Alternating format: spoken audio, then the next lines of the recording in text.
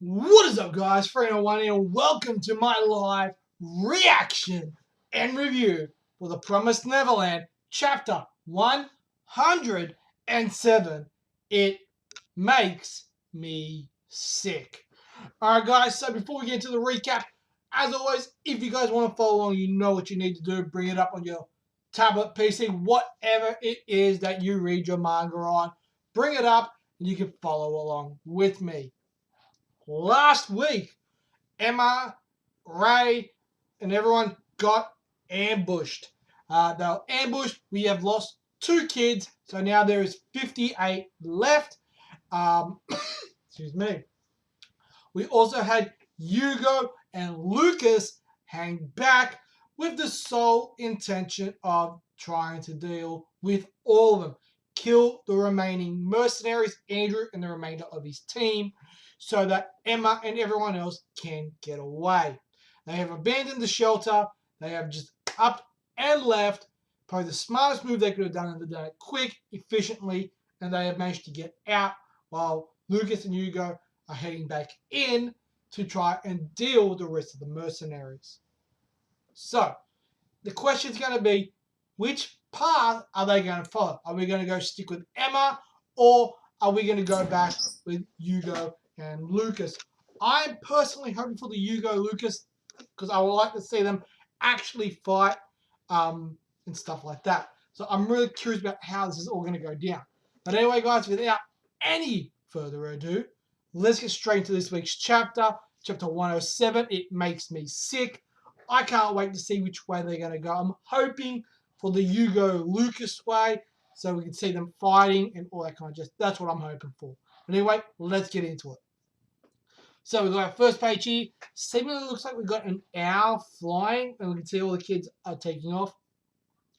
You run away right this second. Lucas and I will come later. Okay, so that's a flashback to last week's chapter. Hugo and Lucas, are they going to be okay? So we've got Emma thinking, we'll catch up soon. Yeah, they'll definitely be okay. So Emma trying to be optimistic here. Now, let's make it to the forest before morning comes. So as we know, this is like early night, middle of the night type stuff. So they've made a pretty good, the mercenaries have broken in at a very unopportune time. So let's keep going. Chapter 107, It Makes Me Sick. We see Hugo and Lucas there. They're all in disguise. They're dressed in the getup that the mercenaries are wearing. Those who will not surrender for their sake. We've got Hugo there. We've got Lucas. And we've got seemingly another mercenary dead there as well. Let's keep going. All right, so they're going back in. All right, so seemingly looks like we're going with Lucas and Hugo. I'm really happy about that. So they're going back in. I remember when we first arrived at this shelter. So we've got a flashback here. Is Mr. Minerva here? All right, so this is a flashback to Hugo and Lucas when they first arrived.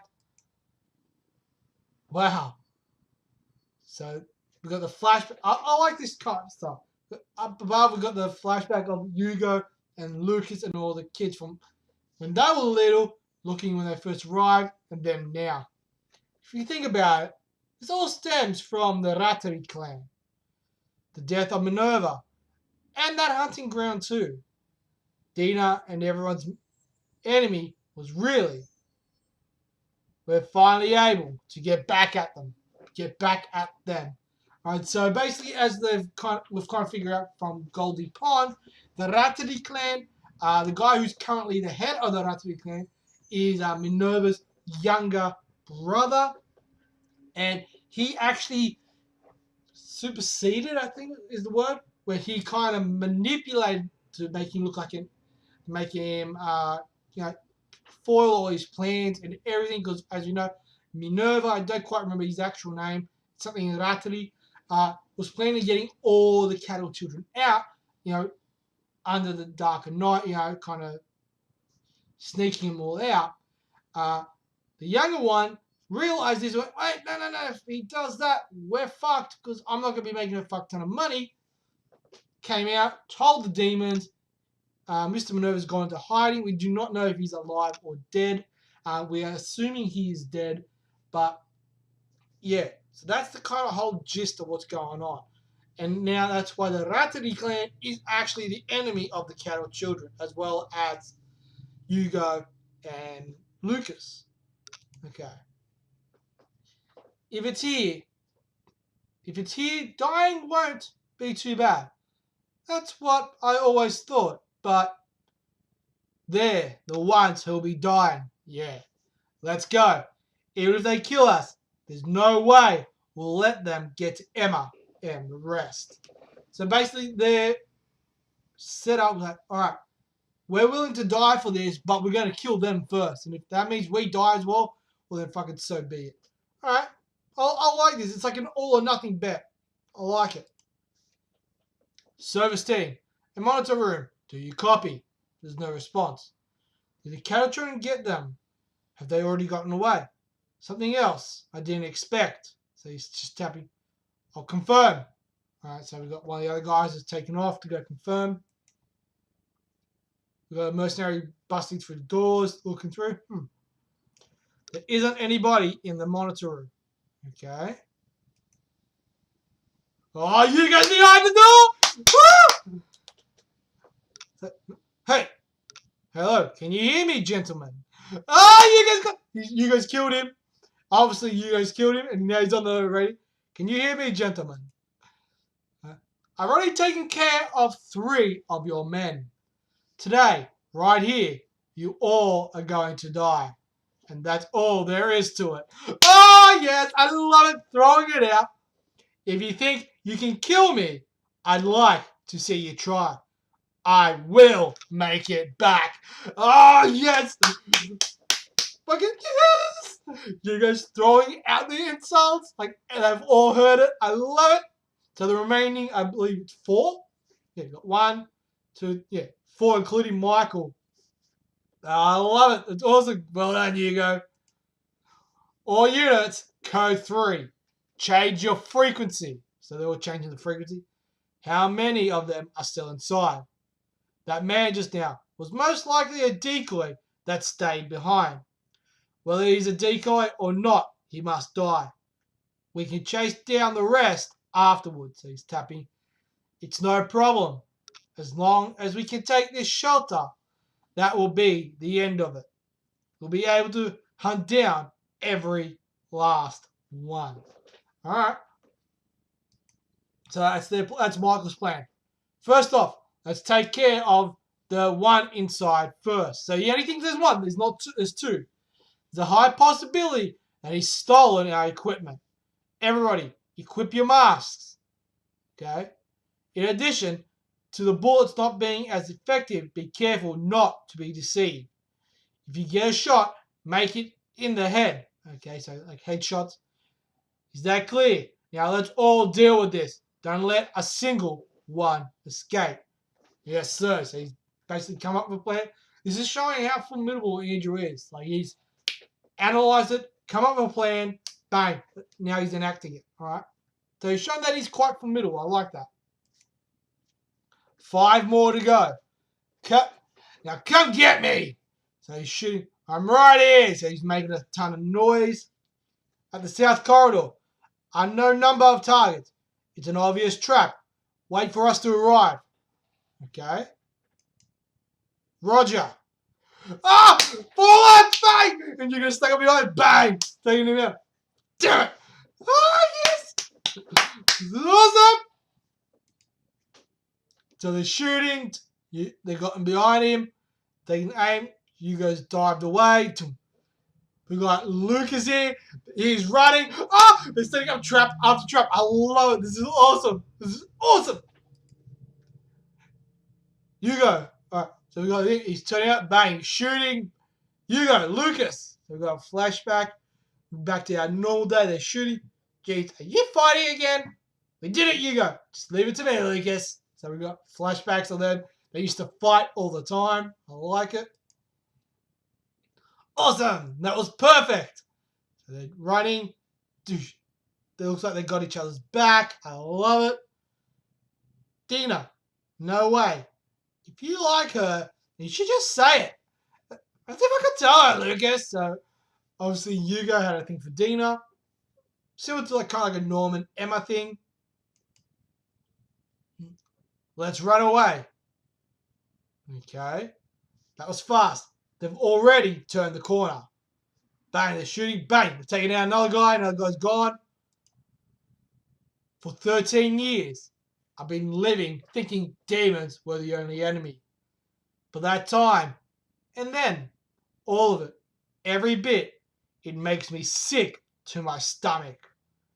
Our lives aren't some tool for you bastards to use. So you guys pissed. I lost everything, but I got something back I could have never dreamed of. So we got, and I like these two panels. We got the original ones that have all been killed from Goldie Pond, and then we got Emma, Ray, Pepe, Viola, and all the other kids in the next one. 3 more to go. So they're down to 3. No matter how many times you try, there's no way you're taking them away. This time, no matter what, we'll definitely stop you bastards in your tracks right here. Those cattle children look like, I'd say he's freaking out. Chapter 107, End of the Promised Neverland. Alright. Anyway, guys, look, just hang on a second and we'll jump straight into the review. Alright, guys, so chapter 107 of the Promised Neverland, It Makes Me Sick, was a solid chapter. They did what I was hoping for, which was they followed Hugo and Lucas in their fight against Matthew and this elite mercenary group. By the end of the chapter, we only have Andrew and 2 others left against Hugo and Lucas. So they're doing quite a fair bit of damage to these guys. We've also got to see that Andrew is quite formidable, right? In the fact that he's realized, wait, there's at least one person still here as a decoy. We need to deal with him. Once we deal with him, we can hunt the rest of them down. That's not a problem. So he's analyzed it, realized what's going on, came up with a plan, and then enacted the plan. All very, very quickly. That just shows the caliber of person that he is. You know, how formidable he is. But the one thing I'm not so sure about is on the very final page, it's like where we got, he's obviously realizing those cattle children look like, we don't know. So could he potentially be someone that was a cattle child that's been taken out similar to Norman and basically be put into like a mercenary type thing and got trained up and become an elite mercenary? That's going to be the interesting thing. I'm really curious about that because there's something about what he said in that final panel that's got me very much thinking, wait, no, there's more to Andrew. Obviously, he works for the Ratali clan. He's a mercenary. His job is to go out and hunt down Emma, Ray, and all the kids, kill them because this is very much a taboo that cattle children have gotten out. They've escaped and they've been gone for so long. So there's a lot of stuff still going down. Obviously, within the Ratali clan, we now know that the demons aren't the only enemies. The Ratali clan, which are human, are also a massive enemy as well. One of the big questions we still have unanswered, and the light is like super bright, is what's going on with Norman? Is Norman still at that farm, or has Norman managed to escape already? Because we've seen that Adam, who's currently with Emma and Ray, was at that farm with Norman, and he ended up at Goldie Pond. All right. So the question is going to be, is Norman safe? Is he still at that farm? Has he escaped? Are we going to see Norman again? I don't know. I hope we do. I got a feeling we will. And I got a feeling we will see him in this final arc. I think we kind of have to see him. Otherwise, it won't make any sense. And it'll be kind of like they just forgot about him. And I don't think that'll be a good idea because I know Norman is one of the more liked characters. He's one of the more favorite characters in the series. So my gut is somewhat telling me that Norman has escaped, and it has either escaped or he's still at that farm manipulating things from within the farm to make it advantageous for him, which I think he's smart enough to do, as it has been proven that he's insanely smart. So overall, guys, this chapter was fairly solid. It very much was based on Hugo and Lucas, which I am very happy about because that's what I kind of wanted. I wanted to see Lucas and Hugo, who have basically said, look, if we die here, we're going to take as many of these fuckers down as we can with us, you know, before they get us, because we don't want to leave a ton of people to go after them. We want to give them as much time to get away and out as we possibly can. Because there's a big group of them, it's very hard to hide a massive group, especially with demons as well as mercenaries. There's a lot of young kids, they're going to be scared, and a lot of them don't have, you know, most of these young kids have spent the majority of their time in this shelter. You know, Don, or not Don and Gilbert, but like all the younger ones have been in this shelter, kind of doing stuff, kind of living life and stuff like that. Where Emma, Ray, Don, Gilda, Oliver, all these other ones, Zach, Pepe, Viola, they've been out there, they're fighting, they've got fighting experience and knowledge, they know how to deal with this, and they're not going to be overwhelmed by the situation where a lot of the younger ones may be. So I'm really curious how they're going to play this. Another thing I'm really curious about is in the very first page, we see the kids leaving and there's seemingly an owl following them. So why is that owl following them? As we know, Minerva symbol is an owl with Morse code around it. So could this be an ally keeping an eye on them, like shit, they've been busted, but no, they've gotten away? You know, there's a lot of stuff still going on. Stuff with Musica and all that kind of other characters we've seen in the past. I've got a feeling they're going to make a comeback eventually as well. There's a lot of stuff that I'm really, really curious about how they're going to play it out. Seeing now that we are in our final arc, as what has been confirmed, we're in the final arc for the Promised Neverland. So I'm just hoping they don't rush it and like bang, bang, bang, bang, bang, just to get it done. I hope they take their time, do it properly, so we got a good, solid ending where everything makes sense and they make up for a lot of the mysteries that they've still got to reveal. In regards to the 7 walls and all that kind of jazz. We know we've been there, but how did we get there? Why? You know, how do we get there continuously? You know, how are they going to reforge a promise? What are they going to offer in return for this promise? So there's a lot of stuff that's going to go down. What's going to happen to the Ratabi clan when this all goes down? There's a lot of stuff. What's going on with Norman? Is he still alive? Is he still at the farm? Has he escaped? What's actually going on? So I'm very curious about how this is all going to play out. But anyway, guys, overall for this chapter, and I know I kind of went off this chapter and started talking about other things. This chapter was a solid chapter. It was a very good, solid chapter, and I really did like it. So I'm really curious about what's going to happen next. Next week, are we going to see more of what's going on with Hugo and Lucas, or are we going to move on to where Emma and Ray are? I hope we stay Hugo and Lucas and see them potentially finish everything off. Then move to Ray and Emma and the kids, seeing where they are. So hopefully get a bit of a time skip with them getting somewhere safe. That's what I kind of want to see.